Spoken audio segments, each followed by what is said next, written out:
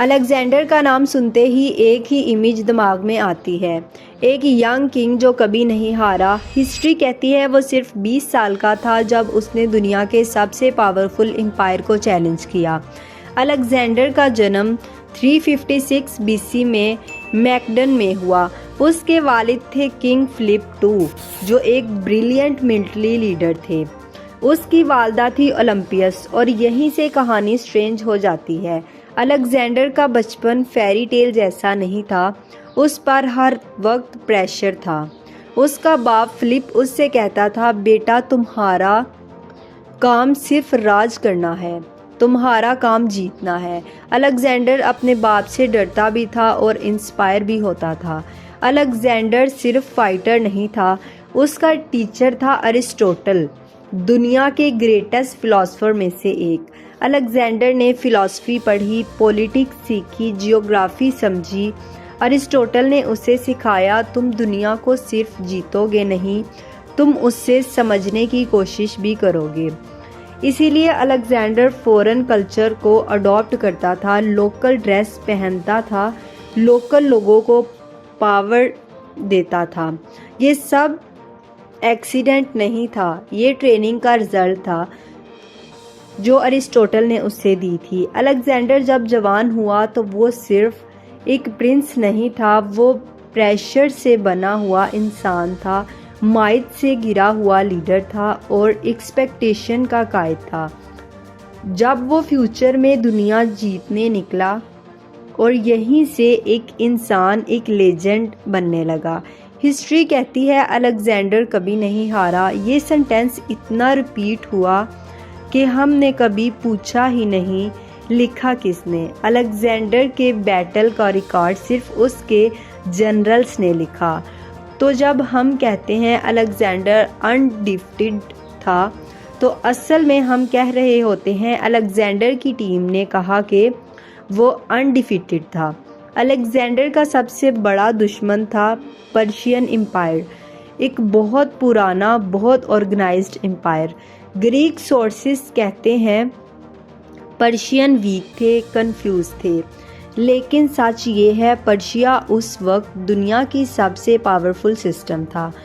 Road, communication, taxi सब advance था। Alexander जीता, हाँ, लेकिन किस कॉस्ट पर? 1000 सोल्जर मारे गए, सिटीज़ लूट ली गई, सिविलाइजेशन का जिक्र आलमोस्ट ज़ीरो मिलता है। बैटल ऑफ इशू और गौंगमेला अलेक्जेंडर की सबसे फेमस विक्टोरीज हैं। ग्रीक्स राइटर कहते हैं अलेक्जेंडर ने डेरियस को भगा दिया, लेकिन एक बात नोटिस करें, डेरियस को कभी फेस टू फेस कैप्चर नहीं किया गया, वो हर बार एस्केप हो गया। तो सवाल बनता है, क्या ये टोटल डिफीट थी या सिर्फ टैक्टिकल विड्रॉल? अलेक्जेंडर के सोल्जर रोबोट नहीं थे, वो घर याद करते थे, थक चुके थे और डर के साथ जी रहे थे। लेटर में लिखा गया कि कई सोल्जर आगे जाने से मना करना चाहते थे, लेकिन अलेक्जेंडर के सामने नो कहना मुश्किल था। जब अलेक्जेंडर साउथ एशिया पहुंचा तो उसे लगा कि दुनिया ख़त्म होने वाली है। उसने पर्शिया जीत लिया था, उसने इजिप्ट देखा था, लेकिन पंजाब, ये जगह उसके लिए नई थी। यहाँ के लोग उसके नेम से नहीं डरते थे, यहाँ के राजा उसे भगवान नहीं समझते थे।